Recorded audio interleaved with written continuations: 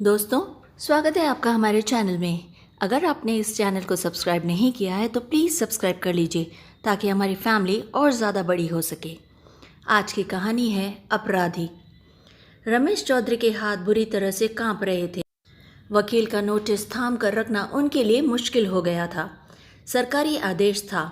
दिनेश भैया के निधन के बाद भैया की चल अचल संपत्ति कानूनन उन्हें मिल जानी थी। उनकी पत्नी सीता ने पति को विचलित अवस्था में देखा तो फौरन पास आकर उनसे पूछा, क्या हुआ, सब ठीक तो है ना। इस पर वे कुछ नहीं बोले और चुपचाप नोटिस को पत्नी की तरफ बढ़ा दिया ताकि वह खुद ही देख सके। सीता ने सरसरी निगाह उन कागज़ों पर डाली और करुण भाव से रमेश को निहारा। कुछ देर वहाँ पर मौन पसरा रहा। चुप्पी सीता ने ही तोड़ी आखिर। रमेश, विवाह से लेकर अब तक भूले से भी दिनेश भैया का नाम आपकी ज़ुबान पर नहीं आया। मेरे पापा ने एक आध बार उनके बारे में पूछा भी था तो आप कड़ाई से टाल गए थे। मेरी भी कभी हिम्मत नहीं हुई पूछने की। और अब यह सब क्या है। रमेश फिर भी चुप ही रहे। वह रहस्यमय चुप्पी खुजाने वाली थी। सीता आखिर बुरी तरह से फट पड़ी। ऐसा नहीं कि मुझे कुछ मालूम ना हो, इधर उधर से थोड़ी बहुत बातें तो पता चली गई थी कि किसी लड़की का चक्कर था। मैं इतने सालों तक जब्त किए रही, चुप रही, पर अब नहीं। पर अब और ज़्यादा जब्त नहीं कर पाओगी। बात को रमेश ने ही पूरा किया। एक हल्की सी मुस्कान सजा कर वे एक साथ बोले, मुझे सब कुछ बताने का लगता है अब समय आ गया है। कुछ अंदाज़ा तो तुमको भी हो गया होगा। रिश्तेदारी में कोई शुभ कार्य होता या फिर दुख मनाया जाता तब दिनेश भाई की झलक हमें मिल ही जाती, लेकिन मैं उन्हें देखते ही मुंह फेर लेता था। यह आज मैं तुम्हें बताऊंगा कि मैं ऐसा क्यों करता था। निस्संतान भैया कभी भी हमारे बच्चों के सिर पर स्नेह से हाथ भी न फिरा पाए। मैंने उसे न करने ही नहीं दिया। जब भाभी का देहांत हुआ तो भी उनसे मिलने नहीं गया था। उनकी गिरती सेहत के बारे में पता था मुझे, लेकिन उन्हें देखने कभी नहीं गया। वे दोस्तों और नौकरों के रहमो करम पर चलते रहे, जबकि उनका छोटा भाई यहाँ जीवित था। कहते कहते रमेश बहुत गंभीर और भावुक भी हो गए। पत्नी एकटक अपने पति को ही देख रही थी। सीता के प्रश्नों का समाधान रमेश को ही करना था। वे आगे एसी लॉ में बोलते चले गए। मैं उसूलों का बड़ा पक्का हूँ सीता। दिनेश भाई की जायदाद का एक पैसा भी मैं बिल्कुल नहीं रखूँगा। सारे के सारे पैसे गरीबों को दान कर दूंगा। उन्होंने पाया कि उनकी पत्नी सीता की आंखों में इस बात को लेकर कोई भी आपत्ति नहीं थी। उसे तो बस वह सब कुछ जानना था जो वे सालों तक अपने भीतर छुपाए रखे थे। उन्होंने मेज से पानी का ग्लास उठाया और एक ही सांस में खाली कर दिया। उनकी आंखें शून्य में टिकी हुई थी। वे धीरे धीरे पुराने समय को जीने लगे। यादें शब्दों का बाना पहनकर जीवंत हो उठी। तब मेरी बैंक में नई नई नौकरी लगी थी। स्तुति भी मेरी ही ब्रांच में थी। हमारी नियुक्ति एक साथ हुई थी। कहानी आरंभ होते ही उसकी संभावित नायिका तथाकथित स्तुति अस्तित्व में आ गई थी। सीता की मुख मुद्रा अब कठोर हो चली थी। फिर भी न जाने क्यों रमेश की व्यग्रता उन्हें उग्र होने से लगातार रोके रही थी। रमेश बोलते रहे, अपने संग काम करने वालों से मेरी अच्छी जान पहचान हो गई थी, लेकिन स्तुति सबसे खिंची खिंची रहती थी। उसने खुद को किसी अदृश्य लक्ष्मण रेखा से बांध रखा था। वह सबसे बेहद दूर रहती थी। उसका गहन गंभीर व्यक्तित्व मेरे लिए एक पहेली बनकर रह गया था जो मुझे जिज्ञासा से भर देता। ऑफिस में अलग थलग पड़ जाने के कारण वह अक्सर गॉसिप के निशानों पर आ जाती थी। इतना कहने के बाद उन्होंने निश्वास लेते हुए पत्नी की ओर देखा। वह आगे की बात सुनने को आतुर जान पड़ती थी। रमेश की आंखों में एक विचित्र सी चमक आ गई थी। घटनाक्रम सहज रूप से आकार ले रहा था। विशेष तौर पर महिलाएं उसे संदिग्ध ही पाती थी। वहाँ एक शेफाली नाम की असिस्टेंट भी थी जो बताती रहती थी कि स्तुति के घर में उसकी एक पागल बहन भी है और स्तुति भी कुछ कुछ वैसी ही है। सीता ने पति पर गहरी दृष्टि डाली, पर वे तो कहीं और देखे जा रहे थे। कुछ अनमस्क से, खोए खोए से। कथा का प्रवाह फिर भी अविच्छिन्न रहा। अतीत की बंद परतें लगातार खुलती चली गई। मेरा और उसका काउंटर पास पास ही था। मेरा काम पैसे निकलवाने के लिए फॉर्म भरवाना और उसका खाताधारियों को पैसे चुकता करना। वह मुझसे व्यक्तिगत दूरी बनाकर ही रखती थी, न जाने क्यों। लेकिन साथ साथ काम करते करते, हम चाय पीते हुए, औपचारिक बातें करते हुए कब हम एक दूसरे के करीब आ गए, हमें पता ही नहीं चला। अब तक की सारी बातें सुनने के बाद भी सीता ने खुद को नियंत्रित ही रखा था। रमेश की चोर निगाहें उन्हें लगातार घूर रही थी। पत्नी की तरफ से आश्वस्त होकर पति ने आगे कहना शुरू किया। बात शादी तक पहुंच गई। स्तुति माता पिता से मिलवाने मुझे अपने घर ले गई। बोलते हुए उन्होंने सहम कर सीता को पुनः देखा। वह विकल दिखी, किंतु आक्रामक नहीं। रमेश आगे बढ़े। बैठक में भी अभिक्षिप्त सी नीरवता थी। उनके घर का माहौल बड़ा ही अजीब था। मंद रोशनी वाले वॉल लैंप पर क्रोशिया नुमा कवर, उसे छितरता हुआ परछाइयों का जाल, बेमतलबी चल रहा टीवी और डाइनिंग व ड्राइंग रूम के बीच एक पारदर्शी पर्दा। पर्दे के दूसरी तरफ कोई बुत बनी हुई स्त्री। मंत्र चलित सी श्रीमती रमेश चौधरी पति के विवाह पूर्व प्रणय प्रसंग में उलझती जा रही थी। प्रसंग अपने आप में श्रोता को उलझाने वाला ही था। हम लिविंग रूम के गद्देदार कोच पर आसीन हो गए। स्तुति के इशारे पर नौकर उसके पिता नंदन वर्मा को बुला लाया हॉल में। वर्मा अंकल प्रथम दृष्टि से ही मृदभाषी और व्यवहारिक इंसान लगे, बड़े ही प्यारे। हम बातचीत कर ही रहे थे कि पर्दे के पीछे वाले बुत में लगातार हलचल सी हुई दिखी। क्षणांश में वह अस्त व्यस्त सी स्त्री हमारे सामने आकर खड़ी हो गई। मुझ पर उंगली तानते हुए बोली, तुम कौन हो? जाओ यहाँ से। उसके वाक्य टूटे फूटे थे और वह मुश्किल से अपनी बात कह पा रही थी। मालिनी, ज़रा इधर आइए। बड़की को यहाँ से ले जाइए प्लीज़, मेहमान को परेशान कर रही है। नंदन जी आवाज़ को थोड़ा ऊंचा कर अपनी बीवी को बुलाने लगे। बौखलाई हुई सी मालिनी आंटी वहाँ आई और बड़की को खींचकर वहाँ से ले जाने लगी।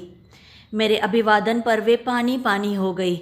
बड़ी शर्म आ रही थी उन्हें अपने लिए। बड़ी बेटी की विक्षिप्तता ने उन्हें भी अछूता नहीं छोड़ा था। उनके व्यक्तित्व में टूटने के चिन्ह स्पष्ट देखे जा सकते थे। बड़की की ही भांति आंखों के नीचे काले घेरे, मुचे हुए पल्लों को कमर में खोसे हुए नित्य ही वह जीवन में नया युद्ध लड़ती रही होंगी। वर्मा अंकल ने मुझे आश्वस्त करने का प्रयास किया, यह कि धीरे धीरे उनकी बड़ी बेटी मुझे जानने लगेगी और फिर वो बेअदबी नहीं करेगी उससे। बाद में स्तुति से पता चला कि बड़की यानी उसकी बड़ी बहन लगभग पत्थर बन चुकी है। कोई भी संवेदना, कोई भी अनुभूति उसे छू नहीं पाती। उसकी मुस्कान से केवल उसका दर्द ही छलकता है और अनुभूति के नाम पर शेष है मात्र हिंसा की भावना और कुछ भी नहीं। जब आंटी उसे नहलाने, धुलाने, कपड़े पहनाने और खाना खिलाने का उपक्रम करती हैं, उसके हाथों बुरी तरह से धुन जाती है। उसकी थमी हुई बदनुमा जिंदगी में कुछ हलचल बनी रहे, इस वास्ते उसे drawing room cum dining room के बेंच पर पर्दे के पीछे ही बैठा दिया जाता है। टीवी भी लगातार ही चलता रहता है। शायद वह एकटक उसे देख ले। उधर से वह यदाकदा परिचितों को आते जाते देखती रहती है और उचटती हुई नज़र टेलीविज़न पर भी डाल लिया करती है। वह किसी भी अपरिचित, विशेषकर पुरुष को देखकर भड़क उठती है। अपने पिता, घर के पुराने नौकर, मंगल काका और जान पहचान वाले पुरुषों के अलावा कोई भी दूसरा उसे अपना दुश्मन जान पड़ता है। कभी यही बड़की बहुत ज़्यादा वाचाल और चंचल थी, स्मार्ट और फैशन परस्त भी, पढ़ाई में अव्वल, देखने सुनने में आकर्षक और स्कूली गतिविधियों में भी सबसे आगे। अपने सहपाठियों और अध्यापकों के बीच खासी लोकप्रिय थी वह। तेज़ी से बोलते हुए रमेश जी की सांस अब उखड़ने लगी थी। सीता ने जग लेकर पानी का गिलास भरा और चुपचाप उनकी तरफ बढ़ा दिया। सीता ने कहा, रहने दीजिए ना, कोई जल्दी नहीं है, हम इस बारे में फिर कभी बात कर लेंगे। चलिए उठिए, अभी हम खाना खा लेते हैं। और वैसे भी लगता है आप अपनी बीपी की दवा लेना भूल गए हैं, मैं अभी ले आती हूँ। यह बोलकर वे वहाँ से उठने लगी तो पति ने हाथ से उन्हें रोक लिया और इशारे से जता लिया कि वे दवाई ले चुके थे। कुछ देर वहाँ बैठे हुए दोनों चुप रहे। फिर श्रीमती चौधरी बेटे की व्हाट्सएप चैट से मिली तस्वीरें से अपने पति को दिखाने लगी। उन तस्वीरों में उनके पोता पोती वाटर पार्क में घूमते हुए गए थे और मस्ती कर रहे थे। बेटी ने भी अपने पति के संग आउटिंग के स्नैप्स भेजे थे। लॉन्ग ड्राइव के दौरान उन्होंने प्राकृतिक नज़ारों को अपने कैमरा में कैद कर लिया था, लेकिन चौधरी जी का दिल किसी फ़ोटो शोटो में नहीं लग रहा था। थोड़ी देर बाद वे अखबार में डूब गए और श्रीमती जी अपने घरेलू क्रियाकल्पों में। शाम की चाय के समय वे फिर आमने सामने बैठे थे। रमेश ने कहा, सीता, आज रात का खाना हम बाहर से ही ऑर्डर कर देते हैं। लेकिन क्यों रमेश? मैंने पनीर को मैरिनेट भी कर लिया है। तुम्हें याद है ना, आज के मेन्यू में पनीर की सब्जी है। रमेश फीकी हंसी हंसे और बोल उठे, हाँ बाबा, अच्छे से याद है, लेकिन तुमसे जो कहना था वह अभी भी अधूरा है। कुलबुलाहट तुम्हारे अंदर भी है और मेरे अंदर भी, तो क्यों ना कह सुनकर प्रकरण को यहीं का यहीं ख़त्म किया जाए। रसोई में जाओगी तो कुछ बता भी ना सकूंगा तुम्हें। पत्नी ने सिर हिलाते हुए अपनी मूक सहमति उन्हें दे दी। उन्होंने ऑनलाइन निर्देश देकर अब दोनों के लिए भोजन मंगवा लिया। वे उठे और खिड़की की चिटकनी को बंद किया और फिर कमरे का बल्ब जला दिया। यूँ लगा मन के किसी वर्जित क्षेत्र में प्रवेश के पहले, किसी अप्रिय बात को छेड़ने से पहले उस मौके की भूमिका गढ़ रहे हों। हाँ, तुम्हें कहा था, वे अभी भी अनमने ही जान पड़ते थे। मैंने बताया था कि कैसे स्तुति से मेरा संपर्क हुआ और हमारा संबंध प्रगाढ़ बना। कहते कहते वे झेप गए, किंतु इस बार पत्नी के चेहरे को पढ़ने की चेष्टा उन्होंने बिल्कुल नहीं की। कथा संभवतः नए पड़ाव से होकर गुजरने वाली थी। मैं लखनऊ में था, दिनेश भाई और शीतल भाभी कानपुर में। उन दिनों भाई ही मेरे आदर्श थे। दिनेश चौधरी एडवोकेट, अपने समय के नामी गिरामी वकील थे। भाऊजी के देहांत के बाद उन्होंने मुझे और माँ को संभाला था। माँ के जाने के बाद तो मैं पूरी तरह से उन्हीं के भरोसे पर था। रमेश मुस्कुरा उठे, लेकिन उस मुस्कुराहट में छुपा हुआ दर्द साफ साफ उनके शक्ल पर झलक रहा था। सीता रमेश से अनकही सी पीड़ा में डूब और उतर रही थी। स्तुति के साथ विवाह की सहमति लेने के लिए मैं कानपुर गया। वैसे भी भैया और भाभी से मिले हुए हफ्तों बीत गए थे, इसलिए मुझे वैसे भी कानपुर जाना था। कानपुर जाने वाली बस में सवार होकर मैं मानो हवा की सवारी कर रहा था। मन बल्लियों उछल रहा था, किंतु भीतर एक संग्राम छिड़ा हुआ था। अनेक प्रश्न और प्रति प्रश्न उभर आए थे। कैसे वे लोग स्तुति के बारे में मुझसे पूछेंगे और मैं कैसे उनको जवाब दूंगा। उन्हें कैसे सारी बातें एक साथ बताऊंगा कि मेरी प्रेसी पर एक पगली बहन का दायित्व भी है। इस बात को लेकर भैया भाभी ने आनाकानी की तो मैं क्या करूंगा? तो स्तुति को मैं क्या मुंह दिखाऊंगा भला? वह तो आंख मूंद कर मुझ पर विश्वास करती थी। अपने परिवार की गोपनीय बातें मुझसे साझा करने लगी थी। आखिर हमें जीवन साथी जो बनना था, और इसी से उसने बड़की के बारे में और भी कई सारी बातें मुझे बताई थी। यह कि वह बहुत ही खिलंदड़ी थी, अपने को किसी भांति लड़कों से कम नहीं आंकती थी। दादी उसको लगातार समझाती कि वह लड़की की तरह शील संकोच ओढ़े रहे। यह भी कि जीन्स पैंट और टी शर्ट लड़कियों के लिए नहीं बने थे। लेकिन क्या? सीता की बेचैनी अब चरम पर थी। पत्नी की इस आकुलता ने पति को उकसा भी दिया था। वे जल्दी से जल्दी अपने दिल का सारा हाल बता देना चाहते थे और अपने दिल को हल्का कर देना चाहते थे। इसीलिए वे लगातार कहते चले गए। उसका मेल जोल लड़कों से तो था ही, उनके साथ उठना बैठना, पढ़ाई और सांस्कृतिक कार्यक्रमों में हिस्सा लेना और यदाकदा टिफ़िन शेयर करना भी। उसकी सहेलियां भी थी, किंतु वह उनकी सोच को संकुचित पाती थी। एक दिन वह स्कूल से नहीं लौटी। परिवार वाले बुरी तरह से हैरान थे और पुलिस में रिपोर्ट लिखवाने ही वाले थे कि वह बदहवास से घर पहुंची। उसकी कमीज़ की बाँह बुरी तरह से फटी थी, सिर से खून निकल रहा था और घुटने बुरी तरह से छिले हुए थे। एक अल्पविराम के बाद रमेश पुनः बोलने लगे। दादी ने अनहोनी के निशान सामने ही देख लिए थे और वे उसे रह रह कर कोसने लगी। यह कि माँ बाप से मिली छूट का नतीजा बड़की का सर्वनाश बनकर सबके सामने आया था, और यह भी कि लड़कों से दोस्ती कभी भी नहीं फलती। माता पिता को आशंका थी कि किसी ने उनकी भोली बेटी के विश्वास को छला था। वह अपने साथियों, अध्यापकों और स्कूल के स्टाफ पर पूरा भरोसा करती थी। पहले से ही दादी की शिकायत रही थी कि वह कक्षा के बाद भी एकांत में किसी साथी या शिक्षक के साथ पाठ्यक्रम के सवाल सुलझाती रहती थी। इस बात का संकेत उन्हें उसकी हुई बातों से कई बार मिल चुका था। उन्होंने उसे चेतावनी भी दी थी, किंतु पत्नी की आंखों में झांकते हुए चौधरी जी पुनः बोलने लगे। क्या पता स्कूल में या फिर रास्ते में कुछ ऐसा वैसा घटा हो। बड़की की सहेलियों से पूछा गया तो पता चला कक्षा के बाद वह उनके संग नहीं आई थी, वह अकेली ही कहीं निकल गई थी। उन्होंने भी सोचा कि वह अकेली ही घर चली गई होगी। उसकी साइकिल भी अब वहाँ पर नदारद थी। उसके रूप स्वरूप पूछताछ के बाद नंदन वर्मा बुरी तरह से शांत पड़ गए। मामले को ज़्यादा खोदते तो अपनी बेटी की ही बदनामी होती। इधर दादी के आरोपों और परिस्थितियों की क्रूरता के बीच बड़की गुम होती चली गई। ग्लानि इतनी रही कि उसका बोलना चलना, अध्ययन और खेलकूद सब कुछ पीछे छूटता गया और वह इंसान से एक बेजान मूर्त सी बन गई। उसकी मनोचिकित्सा पूछते हुए सीता जरा सी हकलाने सी लगी। चौधरी जी ने खुद को संभाला और उत्तर दिया, बड़की का परिवार साधारण आय वर्ग में आता था।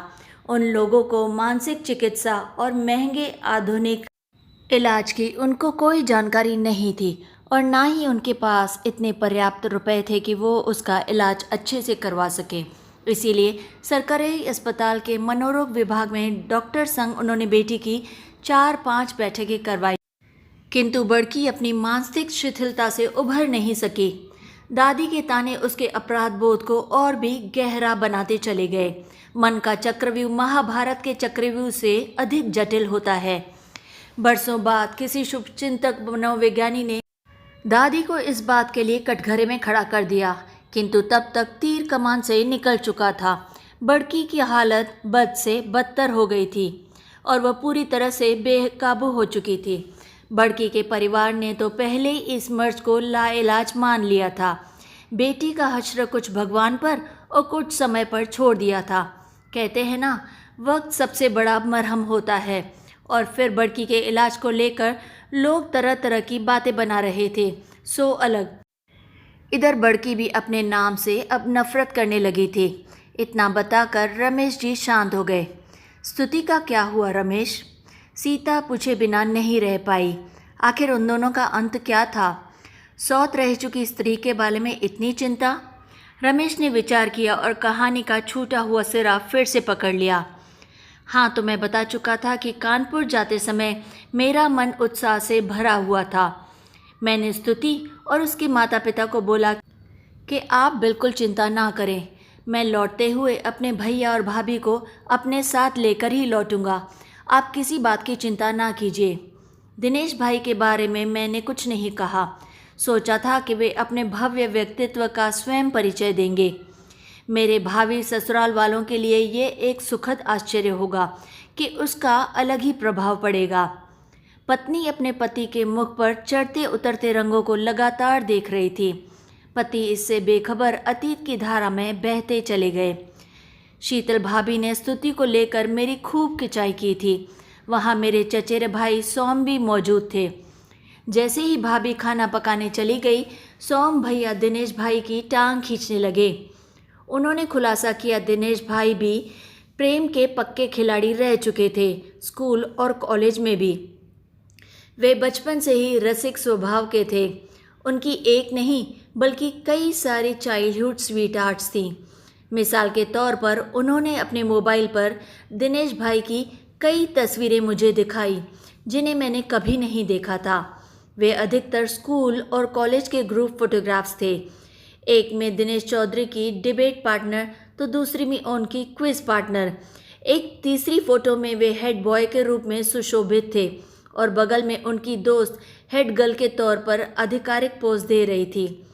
लंबे अरसे तक सोम भैया के क्लास फेलो रहे थे, इसीलिए उनकी रग रग से अच्छे से वाकिफ थे। अचानक भाभी के कमरे में आने से महफिल में खलबली मच गई। आनन फानन में मोबाइल छुपा दिया गया। दोनों बड़े भाइयों ने एक दूसरे को आंख मारी। हास्य का गुंजार कहीं ना तब भी वातावरण में कई सारी बातें आंखों ही आंखों में स्वतः हो रही थी। जाने क्यों मैं उस शरारत में शामिल नहीं हो पाया। मुझे वह ज़रा सी भारी लगी। एक भारीपन सा महसूस हुआ मुझे, शायद अपने प्यार के अनिश्चित भविष्य को लेकर। कथा का इंद्रजाल सीता को अपने लपेटे में ले चुका था। रमेश भी विगत की यात्रा में आगे बढ़ चले। भाई मेरी प्रेम कहानी में सहयोग देने को राजी हो गए थे। मैंने उन्हें बता दिया कि बड़की से सावधान रहना होगा, वह कभी भी किसी पर भी हमला कर सकती है। इस पर उन्होंने मुझे परेशान ना होने को कहा। मैं स्वयं चाहता था कि भाई उस पगली को ना देखे। स्त्री सुलभ लज्जा छोड़कर वह पैर खोलकर बैठती। सलवार का ऊपरी भाग बहुत ही उघड़ा ही रहता था। मालिनी आंटी उससे कुर्ते को खींचती, फिर कमर और घुटने के बीच फैलाकर उस खुलेपन को ढांप लेती। दुपट्टा ठीक कर बेटी की गर्मा बनाए रखने का जतन करती। यह ज़रूर था कि इस हिमाकत के लिए उससे अक्सर मार खा जाती थी। खैर, हम स्तुति की ड्योढ़ी तक पहुंच ही गए। मेरे भाई हीरो वाले अंदाज में अपना परिचय दे ही रहे थे कि काली मैया जैसे बाल बिखेरे बड़की वहां हॉल में प्रकट हुई। उसने आव देखा न ताव भाई का कॉलर पकड़ लिया और वह जोर से चिल्लाई, दिनेश, दिनेश चौधरी हो ना तुम? यही नाम है ना तुम्हारा? उसकी आंखों से अंगारे बरस रहे थे। उसका वाक्य बिल्कुल स्पष्ट था, ना कहीं शब्द अटके और ना ही कहीं स्वर बाधित हुआ। मुझे 440 का वोल्ट का झटका लगा था। स्मृति में भाई के स्कूल वाली हेड गर्ल अचानक से मेरे मन में कौंध गई। रिनी वर्मा यानी बड़की। मुझे उस दिन तस्वीर देखते ही समझ में आ गया था। सीता विस्फोरित नेत्रों से रमेश को ध्यान से देख रही थी। बोलते समय वे बुरी तरह से हाँफ रहे थे, मानो आवाज़ उनके मुंह से नहीं, पृथ्वी के किसी छोर से आ रही हो। भाई अचानक बोल पड़े, रिनी, और अपना कॉलर छुड़ाकर तीर की तरह वहाँ से निकल भागे। बड़की वहीं सोफे में दस गई और दहाड़े मार मार कर जोर जोर से रोने लगी। रुलाई के स्वर बरसों बाद उसके अंतर्मन से फूटे थे। उसने सदा की तरह दोनों पैरों को खोले नहीं रखा था, बल्कि आपस में सटा लिया था। जिस दुपट्टे को वह बार बार फेंक देती थी, उसे कस कर अपनी देह से चिपका लिया था। वह बुरी तरह से कांप रही थी। चौधरी जी को कहना था वह कह चुके थे। पत्नी का सांत्वना भरा हाथ उनके कंधे पर था। डिलीवरी बॉय खाना लेकर आया और कॉल बेल बजा बजा कर थक गया, किंतु पति पत्नी में से किसी ने भी वह घंटी नहीं सुनी। वे तो दूसरी दुनिया में थे। तो दोस्तों, कैसी लगी आपको आज की कहानी? हमें आशा है आपको ये कहानी ज़रूर पसंद आई होगी, और वायदे के मुताबिक अब आप चैनल को ज़रूर सब्सक्राइब करेंगे। और हाँ, कमेंट्स में हमें अपनी राय ज़रूर बताइएगा। और अब कहानी को लाइक और शेयर ज़रूर करें, और फिर रोज़ की तरह लाइक, शेयर एंड सब्सक्राइब।